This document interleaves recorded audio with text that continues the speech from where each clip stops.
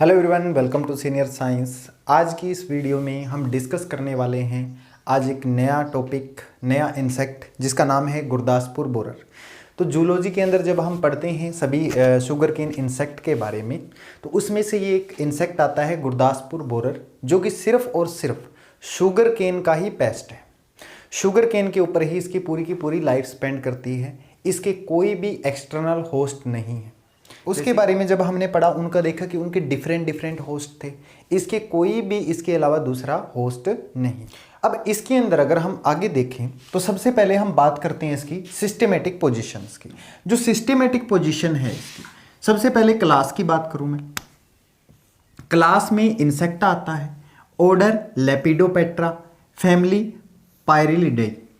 अब इसके अंदर ही इसका कुछ डिस्ट्रीब्यूशन देखो आप। डिस्ट्रीब्यूशन में मेनली होता है ये प्रेजेंट हरियाणा एंड पंजाब। पंजाब की एक जगह का नाम है गुरदासपुर, वहीं से इसका नाम शायद गुरदासपुर बोरर पड़ा है, लगभग वहीं से। पंजाब में एक जगह का नाम गुरदासपुर है, और यहाँ से अगर ये राजस्थान की तरफ चला जाता है और वेस्टर्न यूपी में भी पाया जाता है। कुछ इसकी फूड हैबिट्स हैं।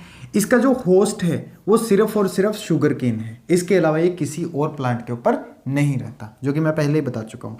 जनरल अपीयरेंस मोथ होता है जो 25 to 45 mm का होता है लेंथ में। जो इसका मोथ होगा, the moth is 25 to 45 mm in length.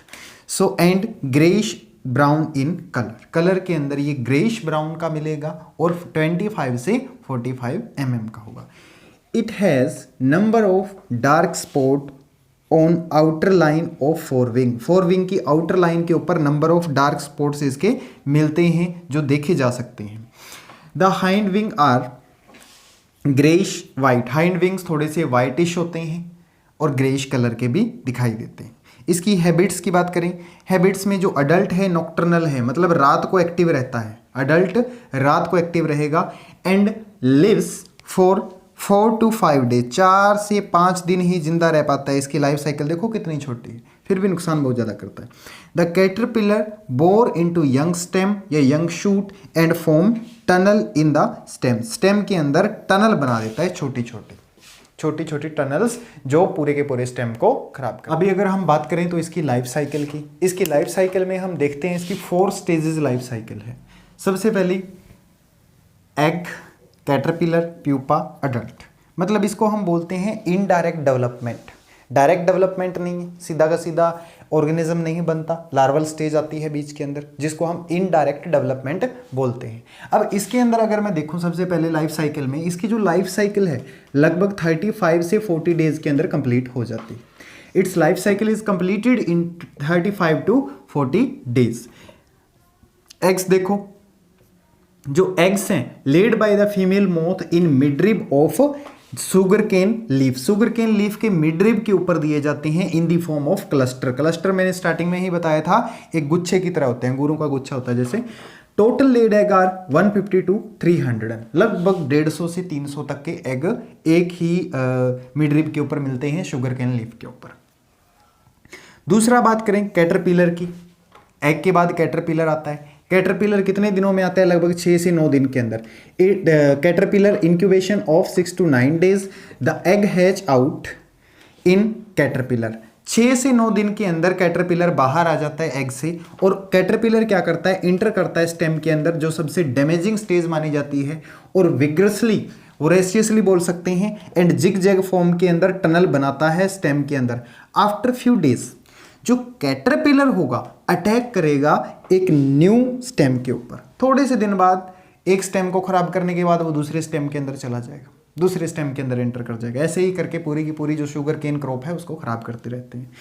In 20 to 27 days caterpillar grow fully after undergoing 5 moulting. 27 दिनों तक, लगभग 1 मंथ के अंदर 5 मोल्टिंग होने के बाद, 5 मोल्टिंग होगी। 5 मोल्टिंग स्टेज आने के बाद ये पूरा का पूरा मेच्योर हो जाता है और एक अडल्ट के अंदर चेंज होने लगता है। अडल्ट से पहले एक स्टेज आती है जिसको हम प्यूपा बोलते हैं। जो कैटरपिलर है वो प्यूपेट करता है इनसाइड द स्टेम। स्टेम के अंदर ही प्यूपेशन चलती रहती है इसकी। प्यूपेशन स्टेम के इनसाइड, उसी टनल के अंदर इसकी प्यूपेशन चलती रहेगी।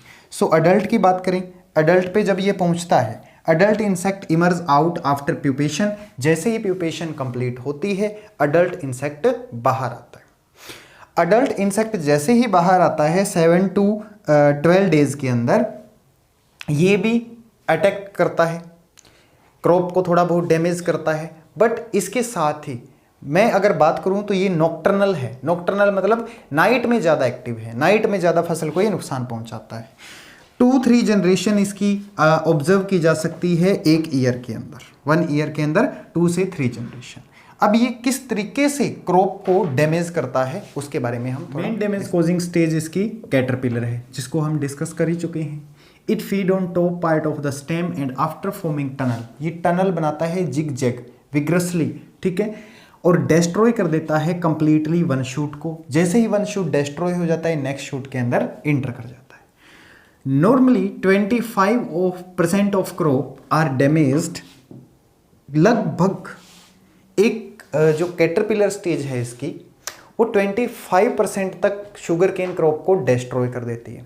अगर ये हैवी हो जाए, अगर ये बढ़ जाए, कैटरपिलर स्टेज इसकी बहुत ज़्यादा हो जाए जितना हम सोच रहे हैं, infestation is heavy, then about 60% of crop can be damaged. लगभग 60% क्रॉप को ये डैमेज कर सकते हैं। बच्चे की कितनी? ओनली 40%। कंट्रोल कैसे किया जा सकता है? रेटूनिंग शुड बी अवॉइड। रेटून क्रॉप वो क्रॉप होती है जो पुरानी क्रॉप से ही ग्रो की जाए, जो वेस्ट मटेरियल से ही ग्रो की जाए, प्रीवियस क्रॉप के रिमेन से ही ग्रो की जाए, उसको हम रेटून क्रॉप बोलते हैं। Affected sugar cane should be removed and destroyed. Affected sugar cane, जिस शुगर केन को अफेक्ट कर लिया हो उसको रिमूव कर दो, जला दो, ठीक है, बाहर कर दो। Remove and destroy all stumps from the vacated field. जैसे ही फील्ड खाली होती है वहां से शुगर केन के सारे स्टम्प्स को रिमूव करो और उनको रिमूव कर दो पूरी की पूरी फील्ड से। 0.1% एंड्रीन injection in affected stem can be kill caterpillar. Caterpillar को अगर हम इन्फेक्टेड जो स्टेम है उसके अंदर इंजेक्ट कर दें एंड्रीन को उसके अंदर, तो वो कैटरपिलर को किल कर सकती है। इसके अलावा भी बहुत सारे पेस्ट हैं शुगर केन के जो हमने पढ़े हैं अब तक। 4 या 5 पेस्ट हमने अभी तक पढ़े हैं शुगर केन के, बिसेटिया स्टेनिलस तक। इससे पहले इमेलोसेरा के बारे में पढ़ा।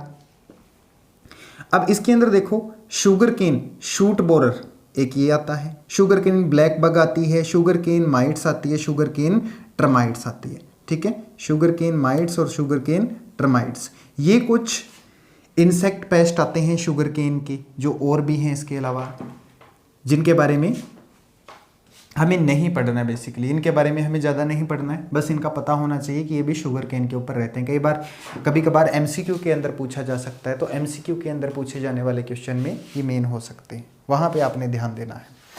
अब इसके अंदर हम इसकी पूरी की पूरी लाइफ साइकिल को कंप्लीट पढ़ चुके हैं। अब इस लाइफ साइकिल को एक बार हम रिवाइज करते हैं विद डायग्रामेटिकली।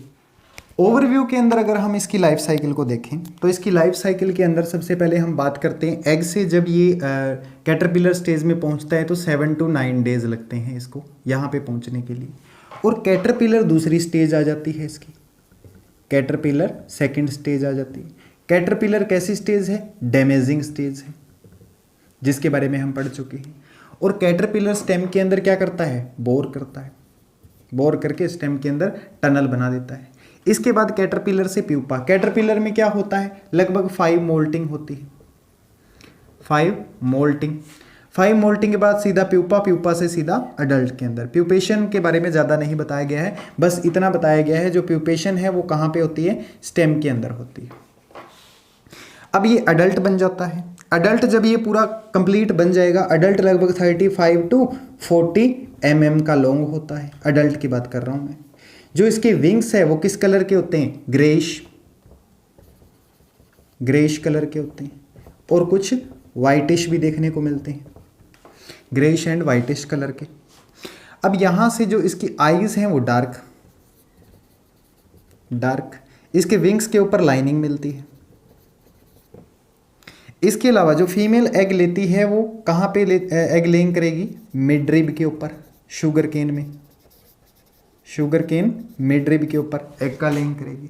एग लेइंग के बाद जैसे ही एग फिर दोबारा से मिड रिब के ऊपर, किसके अंदर? क्लस्टर के अंदर, क्लस्टर याद रखना, 150 से 300 एग होते हैं in the form of cluster. ये लाइफ साइकिल चलती रहेगी। और सबसे ज़्यादा डैमेजिंग स्टेज किसके बारे में बताया गया है? कैटरपिलर के बारे में बताया गया है। बस यहीं से कुछ इंपॉर्टेंट हम टॉपिक्स या कुछ इंपॉर्टेंट बातें इसकी लर्न कर लेंगे और हमें लर्न हो जाती है। लर्न में हमें क्या करना है? हमें देखना है कि एग क्लस्टर की फॉर्म के अंदर कैटरपिलर बना, 5 मोल्टिंग हुई और अडल्ट बन जाता है प्यूपेशन के बाद। जैसे ही अडल्ट बनता है, यहाँ से 5 मोल्टिंग के अंदर लगभग 20 से 27 डेज लग जाते हैं। 20 से 27 डेज लग जाते हैं और फिर ये निकल के बाहर आता है अडल्ट। ये है इसकी पूरी की पूरी लाइफ साइकिल, बिसेटिया स्टेनिलिस्ट। अब इसके अंदर हमने इसको पूरा कंप्लीट रीड कर लिया है।